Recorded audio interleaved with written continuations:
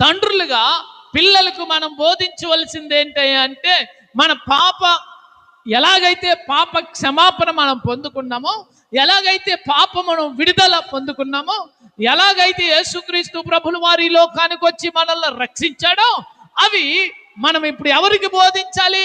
పిల్లలైనట్టు వారికి బోధించాలి. పిల్లలకు మనము బోధించే వారిగా ఉండాలని ప్రభు పేరిట మనవి చేస్తూ ఉన్నాను. ప్రేమందేని బిడ్డలారా, చూడండి. అంతేకాదు, చూడండి ఒకసారి కీర్తనల గ్రంథం 25వ కీర్తన 11వ వచనం. యెహోవా, నా పాపము బహు ఘోరమైనది. మన పాపాలు ఎటువంటివంట? బహుఘోరమైనవి. ఈ ఘోరమైన పాపము క్షమించబడుతుంది. ఎవరి నామమును బట్టి క్షమించబడుతున్నాయి? యేసయ్య